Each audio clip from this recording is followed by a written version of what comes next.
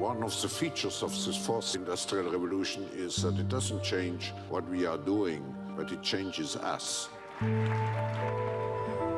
We need a different economic model that will allow us to meet the basic needs of every human on the planet, and that will be focused not on growth per se, but on maximizing human well-being. We have energy technologies that can power our civilization, but how do we get it and implement it at the scale we need at a price that people around the world can afford? If we're able to do something to transform cities, to make them more efficient, then the impact can be huge. We can use asset tracking, we can use IT, we can use 3D printing to decouple growth from the resource constraints we have. The question of adding quality to quantity, it's really about a diverse, safe, healthy, and just world with clean air, clean water, clean energy. Together we are fighting to preserve our fragile climate from irreversible damage and devastation of unthinkable proportions. The prediction of 5 million jobs lost by 2020 to technology is serious, but the main question is, how will we define work? How will we share the wealth? How can you have a doctor that really knows a lot about data? How can you have a biologist that knows about medicine? We have to create a space that enables people to think freely, to think divergent thoughts, to think creative thoughts. We really need new education or new training. We're working with a World in Motion and First Robotics, trying to encourage students from 3rd grade all the way up through the end of high school to pursue science, math, and different technologies. It's this ability of digital technology to change outcomes, to truly empower people that can create a more equitable growth. Fourth industrial revolution has the potential to make inequalities visible and to make them less acceptable in the future. I was the first person in the world to be able to voluntarily move my legs while stepping in a robot. The cure will be possible if enough of the right people have the will to make it happen. We're seeing this incredibly exciting convergence of genome editing, DNA sequencing. Governments have a very important role to play in enabling the safe and effective use of technologies. We need to take responsibility at every level of society to adapt to these technological challenges, which are redefining what it means to be completely embedded in this world. Even though we have everyday problems we have to solve, we have to find a way to lay the foundations for the innovations of tomorrow. Our bodies will be so high-tech, we won't be able to really distinguish between what's natural and what's artificial. Inside our own heads is the most complex arrangement of matter in the known universe. You might ask yourself, can we get to be superhumans?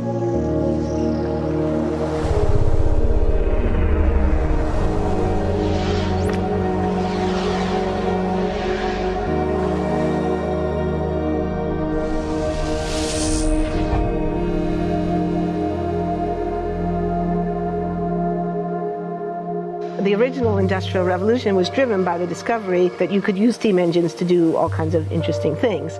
But that was followed by additional revolutions for electricity and computers and communications technology. We're now in the early stages of the fourth industrial revolution, which is bringing together digital, physical, and biological systems. One of the features of this fourth industrial revolution is that it doesn't change what we are doing, but it changes us. With the ability to visualize brain activity, for example, through a simple consumer-based EEG device, it gives us access to ourselves in ways that we've never before thought possible. It unlocks the black box that is the brain and enables us to really, truly be able to realize an identity that is aspirational. There's now a scientific foundation for the effects of mindfulness on the brain, on the genome, on biological aging. And when the human mind does know itself, then you get the potential for a new renaissance that restructures itself in terms of our relationship to life, our relationship to the planet, our relationship to work. We need a different economic model. And by that I don't mean capitalism versus communism, What I'm talking about is a shift in the system along the lines of the two big changes that happened in the 20th century, Keynesianism, with a much greater focus on health and education and the role of government working with business, and then a reaction against that in late century to neoliberalism, where the focus was on free markets, freedom of the individual, and getting governments out of the way. We need a shift to a new system that will allow us to meet the basic needs of every human on the planet, that will live within planetary means, that will be fairer, and that will be focused as its key goal, not on growth per se, but on maximizing human well-being. And history tells us that a values shift is triggered by creation of a new story about how we want to live. I see the circular economy as something which fits very closely with mankind's goal to be innovative and creative and to always progress. We can use asset tracking, we can use IT, we can use 3D printing to enable this different economic model to recover materials, feed them back into the economy, and really to decouple growth from the resource constraints we have. The reason we live in cities is not different today than it was 10,000 years ago. Even if we have got networks connecting us, we still want to have places where we meet in person. So this means the place where we work and the place where we live are much closer to each other, a city where we don't need to have big supply chains in order to produce things, where many things can be sourced locally thanks to 3D printing and robotics. So if we're able to do something to transform cities, to make them more efficient, then the impact can be huge. Think about the prospect of getting rid of plastics. We must not only be inspired or informed by nature, but actually use natural organisms with which to design products and building parts. Only instead of varying material properties, we're varying biological functionality. Design is critical today because it's the first signal of human intention. So the question of adding quality to quantity, it isn't a matter of simply circulating things that are potentially toxic. It's circulating things that are safe and healthy for all generations. So the goal is no longer, I want to be less bad, less monotonous, less unsafe, less unjust. It's really about a diverse, safe, healthy, and just world with clean air, clean water, clean soil, clean energy. Together we are fighting to preserve our fragile climate from irreversible damage and devastation of unthinkable proportions. If we think about the original Industrial Revolution, it was an energy revolution. I like to think of it as a kind of bookending of a period in human history during which we used fossil fuels, and it worked very well for us for a long time. But now we have to bring that to an end. We have energy technologies that can power our civilization: solar, wind, biomass. So then the question is, well, how do we get grid integration? Maybe the wind is blowing in Denmark, the sun is shining in Germany, and now you can move that electricity through an integrated grid. You can supply energy to everyone who needs it, and you can supply energy at all times.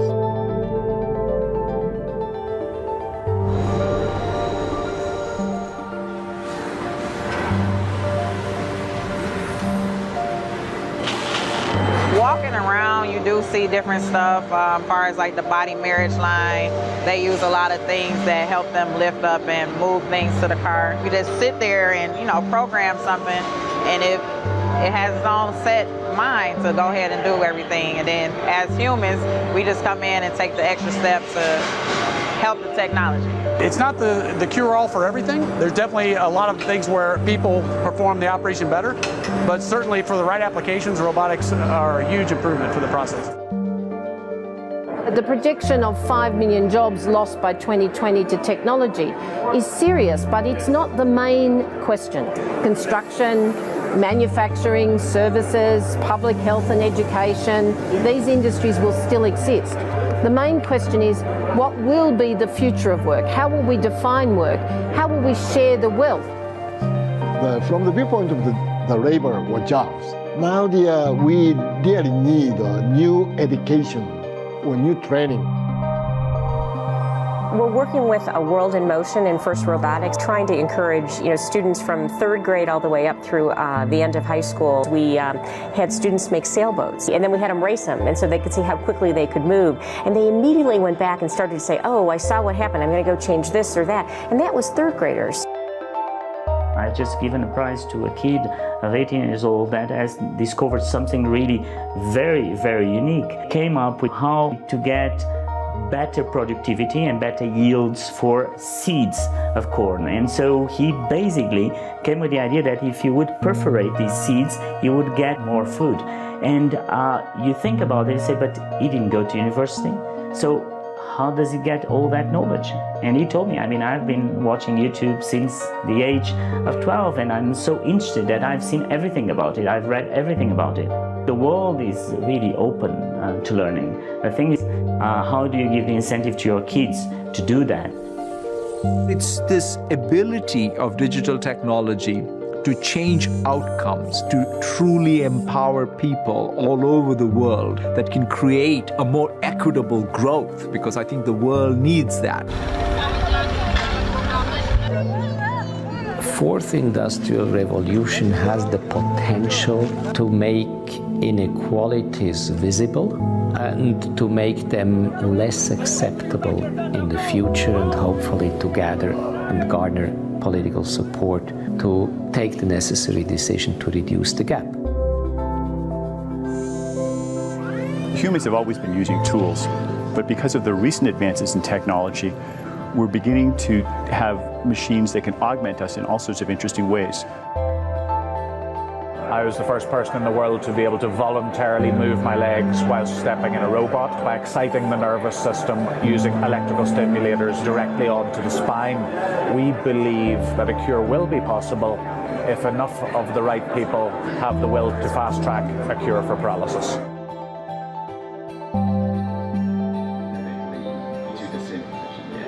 We take two things from the patient. First, we take a three-dimensional X-ray and we extract the three-dimensional data out of that so we can make a perfectly shaped puzzle piece. And then we also take a sample of fat tissue from the patient so that we can extract the stem cells out of those. And we use those stem cells with this three-dimensional scaffold that we fabricate, and after 3 weeks we have a piece of living bone that's ready for implantation. Being able to use genome editing to understand the genetic changes that lead to cancer, and technologies like drug delivery, getting molecules into particular types of cells. There's a lot of excitement about being able to move much more quickly on this disease. One of the things that I think is so essential to free and open societies is freedom of thought. And up until now, the conversation we've been having is around freedom of speech. Once we can access people's thoughts and access people's emotion, we have to create a space that enables people to think freely, to think divergent thoughts, to think creative thoughts. And in a society where people fear having those thoughts, the likelihood of being able to enjoy progress is significantly diminished.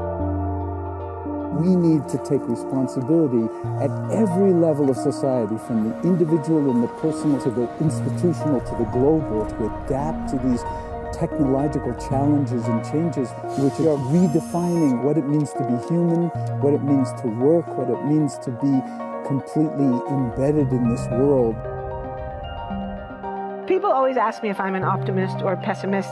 The technology exists, but how do we get it and implement it at the scale we need at a price that people around the world can afford?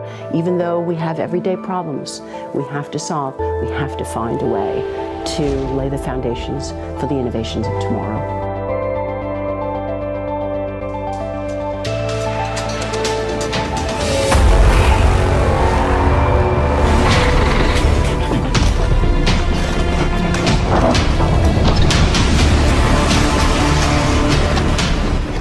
We are anonymous.